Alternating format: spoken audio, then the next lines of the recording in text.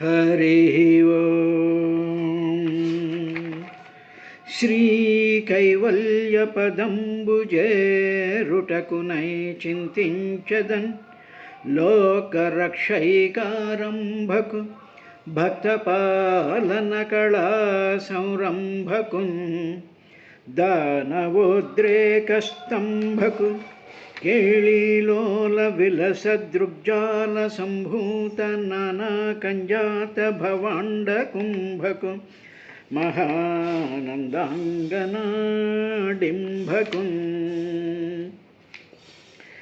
అమ్మలగన్నయమ్మ ముగురమ్మలమూలపుటమ్మ చాల పెద్దమ్మ సురారులమ్మ కడుపరడి ఉచినయమ్మ తన్ను లో నమ్మిన వెల్పుటమ్మల మనమ్ముల నుండెడియమ్మ దుర్గమాయమ్మ కృపబ్ధినిచ్యుత మహత్వ కవిత్వ పటుత్వ సంపదల్ శారద నీరజేందు ఘన సారపటీరమరాళ మల్లికాహార తుషార ఫేన రజతాచలకాశ ఫణీష కుందమందార సుధాపయోధి సితతామర సమరవహిని శుభాకరతనొప్పు నిన్ను మదిగనగనన్నడుగల్గు భారతి అంబా నవంబుజోజ్వలకరాంబుజ శారద చంద్ర చంద్రికాడంబర చారుమూర్తి ప్రకటస్ఫుటభూషణరత్న దీపికా చుంబిత దిగ్విభాగం శృతిసూక్తి వివిక్త నిజ ప్రభావ భవాంబర వీధి విశ్రుత విహారిణి నన్ కృపజూడు భరతి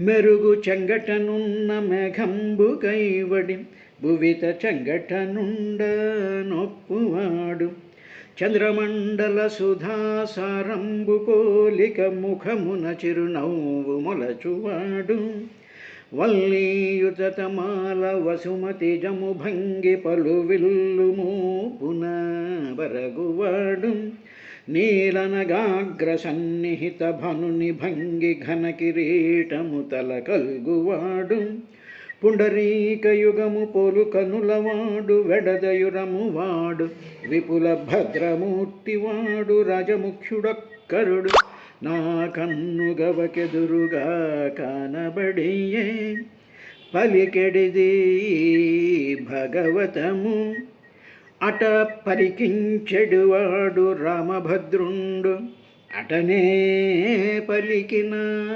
భవహరమగు అట పలికెద వేరొండుగాథ పలుకగనేలా హరిః ఓం సర్వాశ్రమానుపాదాయ స్వాశ్రమేణ కలత్రవాన్ వ్యసనార్ణవమచ్చేతి జలయానైర్యధార్ణవం యామాహురాత్మానో హ్యర్థం శ్రేయస్కామస్య మనీయస్యాం స్వధురమధ్యస్య పుమాంశ్చరతి విజ్వరః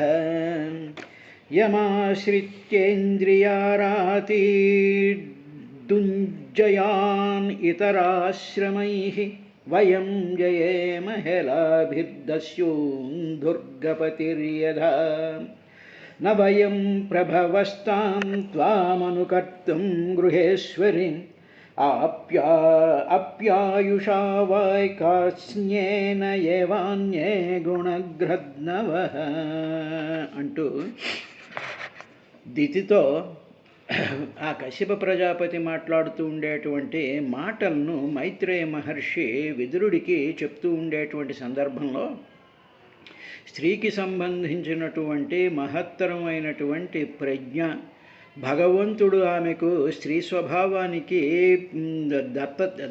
దత్తత చేసినటువంటి సకల గుణాలను కూడా ఆయన పరిపూర్ణమైనటువంటి స్వచ్ఛమైనటువంటి హృదయంతో ఆయన ఆవిడికి చెప్తూ ఉండేటువంటి విశేషాన్ని మనం చూసాం.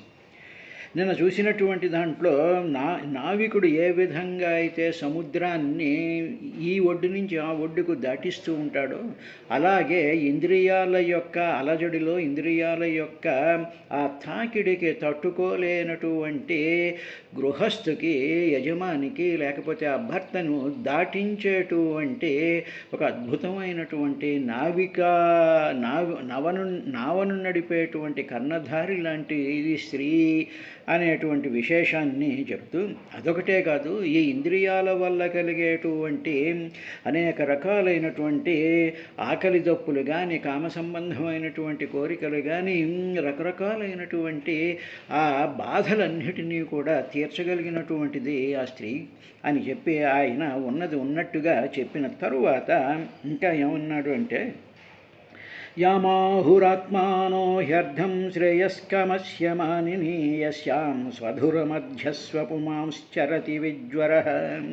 ఓ మానిని, ఓ అభిమానవతి, యాం ఏ భార్యను శ్రేయస్కామస్య శ్రేయస్సును కోరే పురుషుని, అంటే శ్రేయస్సు కావాలి అని కోరుకునేటువంటి పురుషుణ్ణి, ఆత్మనః తన దేహం యొక్క అర్ధభాగం సగభాగమని ఆహుహు హర్ధం శ్రేయస్కామస్య మానిని, అర్ధభాగం అని చెప్తూ ఉంటారు పెద్దలు.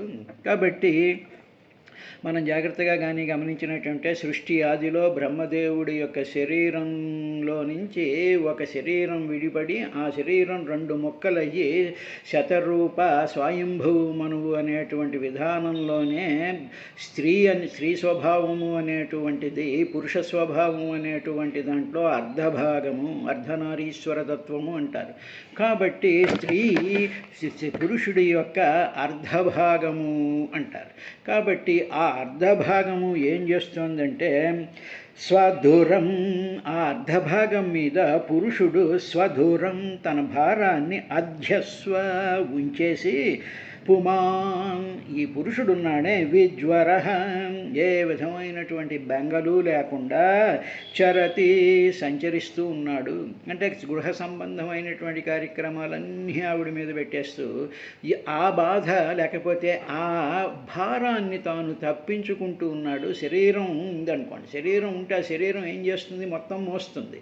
ఆ మోసేటువంటి సందర్భంలో ఒక సగభాగం మోస్తుంది, ఇంకొక సగభాగం మోస్తూ ఉంటుంది. అంటే both husband and wife is a single unit.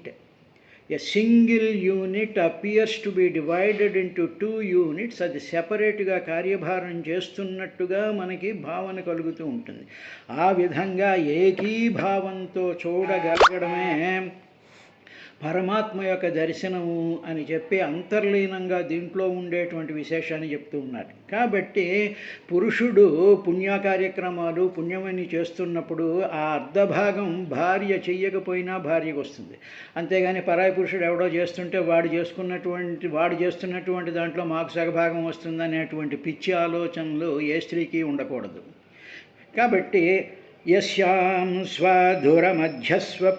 పుమాంశ్చరతి విజ్వర, ఆ అర్ధభాగం అలా చేస్తుంది, అటువంటి అర్ధభాగానివి నీవు అని చెప్పిన తర్వాత, యమాశ్రిత్యేంద్రియారాతీన్ దుర్జయాన్ ఇతరాశ్రమై వయం జయే మహిళాభిర్దస్యూం దుర్గపతిర్యథా. నిన్న పోతన గారు ట్రాన్స్లేట్ చేసినటువంటి దానికి సంబంధించినటువంటి శ్లోకమే ఇది. యా ఏ భార్యను ఆశ్రయించి వయం మేము ఇతర ఆశ్రమాలు అంటే బ్రహ్మచర్యాశ్రమం, సన్యాసాశ్రమం, వానప్రస్థాశ్రమం వాళ్ళ చేత దుర్జయై వాళ్ళు జయించలేనటువంటి ఇంద్రియాలనే శత్రువులను మిగతా ఆశ్రమాలు వాళ్ళు జయించలేరు. కానీ గృహస్థాశ్రమంలో భర్త యొక్క ఇంద్రియాల యొక్క కోరికలను, ఇంద్రియాల యొక్క ప్రకోపాన్ని తగ్గించగలిగినటువంటి ఏకైకమైనటువంటి దుర్గా అని పదం వాడారండి. అంటే అమ్మవారిని, స్త్రీని దుర్గతో పోలుస్తుండే. దుర్గ ఏం చేస్తుంది? సమస్తమైనటువంటి బాధల్ని శమింపజేసేటువంటిది. అందువల్ల దుర్గపతిర్యథ, దుర్గపతి, దుర్గా. అందువల్ల ఇక్కడ దుర్గం అంటే కోటలో ఉండేటువంటి రాజు అంతఃశత్రువుల్ని ఏ విధంగా అయితే జయించగలడో అలాగే జయించడానికి ఉపకరించేటువంటి, సహాయం చేసేటువంటి, రక్షించేటువంటిది ఈ స్త్రీ, ఈ అంగన, ఈ ధర్మపత్ని అని చెప్పి, ఇది మిగతా ఆశ్రమాలలో ఉండేటువంటి వాళ్ళకి ఇది సాధ్యం కాదు అని చెప్పిన తరువాత ఆయన ఈ విధంగా మళ్ళీ అండం ప్రారంభించాడు. నవయం ప్రభవస్తాం త్వామనుకర్తుం గృహేశ్వరిం అప్యాయుషా వా కాస్న్యేయే కాత్స్యేన ఏవాన్యే గుణగృద్నవః. నిన్న పోతన గారు మనవి చేసినటువంటిగా ఇట్టి కళత్రంబునకు ప్రత్యుపకారంబు చేయ సకల గుణాభిరాములకు సత్పురుషులకు నూరేండ్లకు గాని జన్మాంతరంబులకు గాని సమర్థులు గారనిన మముబోటి వాళ్ళ సేనోపుదిరే అని అన్నటువంటి దానికి ఇది శ్లోకం. నవయం ప్రభవస్తాం త్వామనుకర్తుం గృహేశ్వరి, గృహ ఈశ్వరి, గృహ. ఈ గృహానికి ఈశ్వరి, you are the controller of the house. తర్వాత గృహం అంటే గ్రహించేటువంటిది అని కూడా ఒకటి అర్థం ఉంది. అంటే ఏమిటి? మానవుడి యొక్క శరీరం, పురుషుడి యొక్క శరీరం కానీ, స్త్రీ యొక్క శరీరం కానీ అన్నిటినీ గ్రహిస్తూ ఉంటుంది. దేని ద్వారా? ఇంద్రియాల ద్వారా గ్రహిస్తూ ఉంటుంది. ఇలాగ ఇంద్రియాల ద్వారా గ్రహించి, అటు పిల్లలు కానివ్వండి, ఇంట్లో ఉన్నవాళ్ళు కానివ్వండి, ఇల్లు కానివ్వండి, భర్త కానివ్వండి, అటు భార్య కానివ్వండి, గృహ అంటే గ్రహించేటువంటి లక్షణం. అటువంటి దానికి ఈశ్వరి, దాన్ని కంట్రోల్ చేసేటువంటిది. అంటే ఇంట్లో కంట్రోల్ చేస్తుంది, భర్తను కంట్రోల్ చేస్తుంది, పిల్లల్ని కంట్రోల్ చేస్తుంది, తనని తాను కంట్రోల్ చేసుకుంటూ కూడా ఉంటుంది. కాబట్టి గృహ ఈశ్వరి, నీవు ఈశ్వరివి, నువ్వు ప్రభువి, నువ్వు రాజ్ఞవి. శ్రీమాత, శ్రీ మహారాజ్ఞి అన్నారు చూసారా. అందువల్ల ఇంట్లో ఉండేటువంటి గృహలక్ష్మి అంటారు, మహారాజ్ఞి అంటారు, గృహేశ్వరి అని చెప్పి ఈయన ఆవిడ్ని అంటూ, తాం అట్టి త్వాం నిన్ను అనుకర్తుం, నీకు తగిన ప్రతిసేవ చేయుటకు, నీలాంటి దానికి ప్రతిసేవ చేయడం, ప్రత్యుపకారం చూపించుకోవడానికి మాకు క్రాస్న్యేన పూర్తిగా నీలాంటి వాళ్ళకి గృహిణులకి అనుకర్తం అంటే అనుసరించడం కానీ, నీకు ప్రత్యుపకారం చేయడం కానీ, కాస్న్యేన పూర్తిగా, ఆయుషామపి పూర్తిగా 100 ఏండ్ల వరకు ఆయుష్ అయ్యే అంతవరకు కూడా మేము నీకు నీకు ఏ విధమైనటువంటి ప్రత్యుపకారము చేయలేము. తరువాత వయం న ప్రభవ, వయం అంటే మేము, అంటే all male fellows, all husbands, wherever the husband is there, ఆ హస్బెండ్స్, ఆ భర్తలు, ఆ పతులు ఎప్పుడు వాళ్ళ ఆయుష్ పూర్తి అయినంత వరకు కూడా వాళ్ళ యొక్క ప్రత్యుపకారం చేయడం అనేటువంటిది సాధ్యం కాదు అని చెప్తూ, తర్వాత మా ఒక్కడికే కాదు, అన్యే ఇతరులైనటువంటి గుణగ్రద్నవ, మంచి గుణాలను గ్రహించేటువంటి మహాత్ములకు కూడా ఈ గృహిణి యొక్కకి ప్రత్యుపకారం చేయడం అనేటువంటిది ఏ మహాత్ములకి కూడా సాధ్యం కాదు.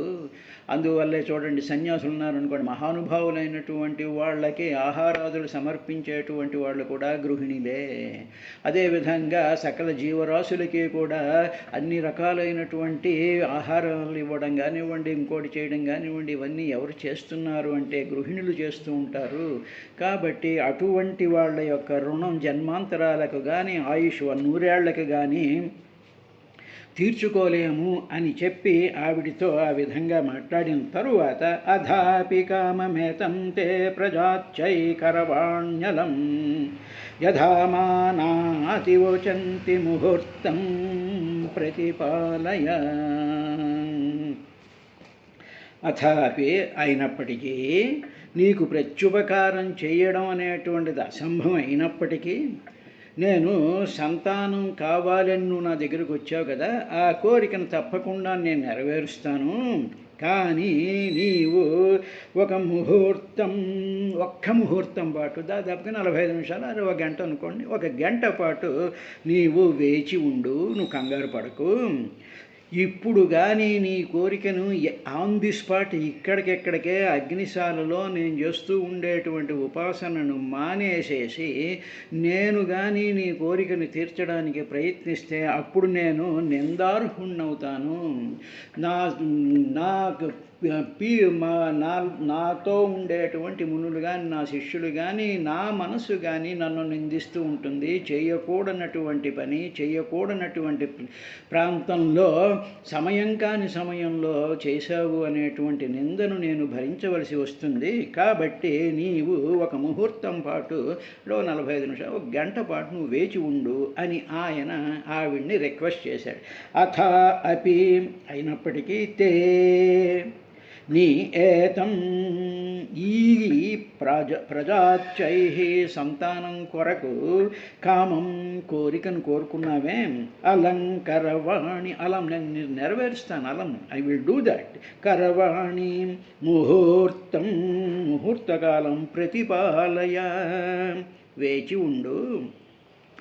అది కానీ నువ్వు వేచి ఉండకపోయినట్టయితే యథా మాం అతివోచంతి, నన్ను అందరూ కూడా నిందిస్తారు. చేయరానటువంటి పని చేసావయ్యా, ఇంతటి మహాత్ముడివి, ఇంత తెలివైన వాడివి, ఇంత జ్ఞానివి, ఇంత తెలిసినటువంటి వాడు నువ్వు ఇటువంటి పని చెయ్యొచ్చా, ఆ మాత్రం కంట్రోల్ చేయలేకపోయావా అని అందరూ అంటారు. నా మనసు కూడా నన్ను బాధ పెడుతూ ఉంటుంది అని చెప్పి ఆయన అనునయించడం ఆయన ప్రారంభించాడు. దీనినే ఆయన ఈ విధంగా పోతన గారు అన్నారు. తరళలోచన నీవు సంతాన వాంఛ చేసి వచ్చితివౌ కులశీలవర్తనములు గల భార్య మనమున అమరు కోర్కెత్త విలి తీర్చుటపతికి కర్తవ్యమరయ. భర్తకు కర్తవ్యం ఏమిటి అంటే భార్య యొక్క కోరికను తీర్చడం కర్తవ్యం. It is his duty, it is his responsibility, it is binding on the husband.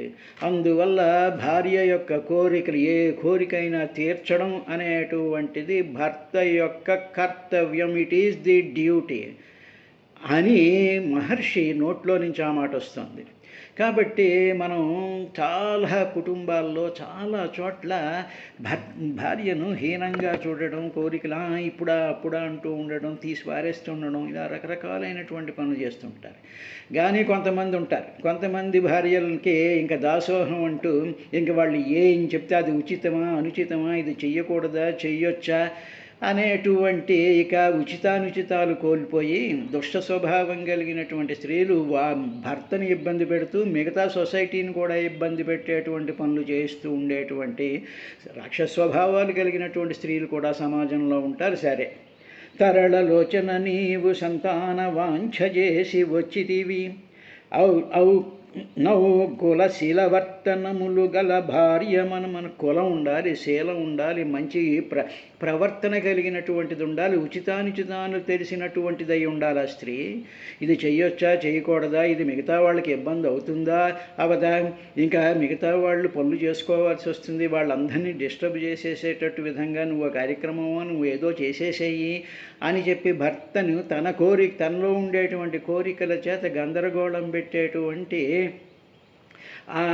అటువంటి దానివి కాదు నువ్వు. నీ యొక్క వర్తనము చాలా గొప్పది. అటువంటి మంచి శీలం కలిగినటువంటి అటువంటి భార్య యొక్క మనమున అమరు కోర్కే, ఆ కోరికినటువంటి దానిని తవిలి తీర్చుట పతికి కర్తవ్యమన్వయం. ఆ మనసులో ఉండేటువంటి ఆ భార్య యొక్క కోరికని తీర్చడం కర్తవ్యం అరయ్య అని ఆయన ఆ విధంగా అన్న తరువాత అప్పుడు ఆయన ఇంకా రిక్వెస్ట్ చేస్తున్నాడు. తరుణి ఒక్క ముహూర్తముండుము, ఓ స్త్రీ, ఓ అద్దితి, ఒక్క ముహూర్తం ఉండు. ఇది సంధ్యాకాలము, ఇక్కాలమందరయన్ భూతగణావృతుండగుచు కామారాతి లీలన్ వృషేశ్వరయనంబున సంచరించుట అభావ్యంబయ్యే ఈ ఉగ్రవేళ రమింపంగా నిషిద్ధ కర్మమగును ఎలా ధర్మమున్ వేడగన్ అని ఆయన ఈ పద్యానికి సంస్కృత శ్లోకంలో ఏముందంటే యశా ఘోరతమా వేళ ఘోరాణం ఘోరదర్శనాచరంతి యస్యాం భూతాని భూతేశానుచరాణిహ యశ ఈ ఘోరదర్శన ఇప్పుడు సాయంకాలం అయింది కదా, సూర్యుడు అక్కడ కుంగుతూ ఉన్నాడు కదా, ఇక్కడ నేను ఈ సాయం సంధ్య అగ్నిహోత్రానుష్ఠానం నేను చేస్తున్నాను కదా, ఇప్పుడు నువ్వు వచ్చావు కదా, ఇప్పుడు ఒక్కసారి కానీ నువ్వు బయటికి చూసినట్లయితే ఈ సంధ్యా వేళంతా కూడా భయంకరమైనటువంటి విధానంతో ఉంటుంది. అటువంటి భయంకరంగా ఉండి అలజడిని కలిగించేటువంటి ఈ సంధ్యాకాలం, ది ట్రాన్సిషన్ పీరియడ్ ఫ్రమ్ పగలు టు రాత్రి మధ్యలో ఆ ట్రాన్సిషన్ జరుగుతూ ఉండేటప్పుడు చాలా గందరగోళంగా గజిబిజిగా కెయాటిక్ కండిషన్లో ఉంటుంది. ఇది మామూలుగా ఎనీ ఫిజికల్ ఫినామినాలో ట్రాన్సిషన్ జోన్ అనేటువంటిది చాలా ఇంపార్టెంట్ అయినటువంటి జోన్ అది. ఆ ట్రాన్సిషన్ జోన్లో కానీ ఏమాత్రమైనా సరే పొరపాటు జరిగినా, ఏమాత్రమైనా సరే ఒక డిస్క్రపెన్సీ వచ్చింది అంటే ఈ ముందున్నది ఆ తర్వాత ఫార్మ్ అయ్యేటువంటిది కూడా పాడైపోయేటువంటి అవకాశం ఉంటుంది. అందువల్ల సంధ్యాకాలంలో ఉండేటువంటి ఆ అలజడిని, ఆ ట్రాన్సిషన్ జోన్లో ఉండేటువంటి కెయాటిక్ కండిషన్స్ని శాంతపరచడం కోసం అని చెప్పి సంధ్య వేళల్లో ఏ కార్యక్రమాలు చేయాలో వేదం చాలా అద్భుతంగా చెప్పినటువంటి విశేషం ఉంది. ఏమండి, సంధ్యాకాలం అలా ఉన్నప్పుడు మనకేం పోయే కాలం, మానవులకేం పోయే కాలం అంటే కాలం మనిషిలో ఉంటుంది. నెంబర్ 1, కాలం యొక్క ఎఫెక్ట్ నీకు ఉంటుంది. అందువల్ల కాలం నుంచి నువ్వు తప్పించుకోలేవు. You are bound by time. కాబట్టి the variations in time definitely effects your mental state, your physical state, your thinking process. కాబట్టి డోంట్ అండర్ ఎస్టిమేట్ టైం. ఆ విషయాన్ని మహర్షులైనటువంటి వాళ్ళు గ్రహించారు. ఆ ట్రాన్సిషన్ జోన్ అంటే పగల నుంచి రాత్రికి వెళ్ళేటువంటి ఆ ముహూర్తం టైం అంటే దాదాపు 1 గంట 45 నిమిషాల పాటు ఆ సంధ్యా సమయం ఉంటుంది. ఆ సంధ్యా సమయంలో ఏమి జరుగుతుంది అనేటువంటి విశేషాన్ని కానీ మనం జాగ్రత్తగా గమనించినట్లయితే చీకటి పడుతూ ఉండేటువంటి వేళ సమస్తమైనటువంటి జీవులు కూడా, అంటే పక్షులు కానివ్వండి, పాములు కానివ్వండి, రకరకాలైనటువంటి జంతువులు కానివ్వండి, పశుపక్షాదులు కానివ్వండి, తర్వాత అట్మాస్ఫియర్లో ఉండేటువంటి ఆ టెంపరేచర్ వేరియేషన్స్ వల్ల that time will be most chaotic, random ప్రాసెస్లో తిరుగుతూ ఉండేటువంటి సందర్భం ఉంది. అలాంటప్పుడు బ్రహ్మాండమైనటువంటి పక్షులు కానీ, దున్నపోతులు కానీ, ఆవులు కానీ వీటిల్లో ఒక అలజడి కలిగి అవి వాటిని దుమ్ము రేపుతూ వచ్చి ఆ పరిసరాలన్నిటినీ కలుషితం చేసేటువంటి సమయం వస్తుంది. అదే అటువంటి ఆ ప్రకోపం, ఆ ట్రాన్సిషన్ జోన్లో జరిగేటువంటి మార్పులునే భూతగణాలు, శివుడి యొక్క భూతగణాలు అక్కడ ప్రసరిస్తూ ఉంటాయి అన్నారు. అంటే ప్రమదగణాలను సృష్టించినటువంటిది ఉందిగా, ముందే చూసాంగా మనం. ఆ రుద్రుడు సృష్టించినటువంటి ప్రమదగణాల యొక్క ప్రకోపం, వాటి యొక్క అలజడి, their chaotic movement will be there at that particular time. కాబట్టి అటువంటి టైం ఉంది ఇప్పుడు. కాబట్టి తరుణి ఒక్క ముహూర్తముండుము, ఒక్క ముహూర్తం కాలం నువ్వు ఆగు, ముహూర్తం ప్రతిపాలయ.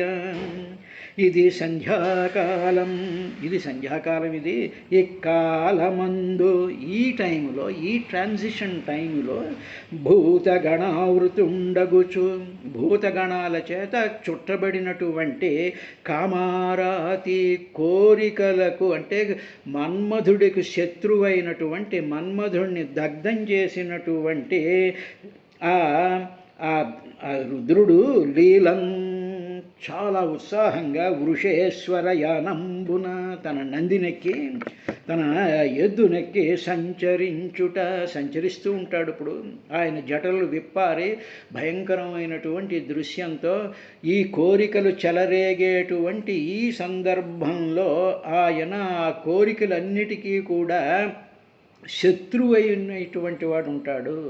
కాబట్టి అటువంటి లీలన్ వృషేశ్వరయానంబున సంచరించుట అభావ్యం వయ్యే, ఇది ఇలా ఈ సమయం అభావ్యము, ఇది ఇప్పుడు ఈ కోరికలు తీర్చుకోవడానికి సమయం కాదు ఇది. దీనివల్ల చాలా నష్టాలు కలుగుతూ ఉంటాయి. It is not the time to take food, it is not the time to do the things which should be done in the night. అందువల్ల ఇటువంటి పనులు ఈ సంధ్యాకాలం చెయ్యడం వల్ల అనేక రకాలైనటువంటి రోగాలు కానీ, రొస్టులు కానీ, డిజార్డర్స్ కానీ ఇవన్నీ కలుగుతూ ఉంటాయి అని చెప్తూ ఆయన భూతాని భూతేశానుచరాణి భూత ఈశ అనుచరాణి, భూతాలకు ప్రభువైనటువంటి రుద్రుడు అనుచరులతో భూతాని, ఈ భూతాలు చరంతిహ సంచరిస్తూ ఉంటాయి. కాబట్టి తరుణి ఒక్క ముహూర్తముండుము, ఇది సంధ్యాకాలము అని చెప్పి ఆయన ఆ ట్రాన్సిషన్ టైం గురించి ఆయన వివరిస్తూ ఉన్నాడు. రేపటి కార్యక్రమంలో మరో విశేషంతో వస్తాను.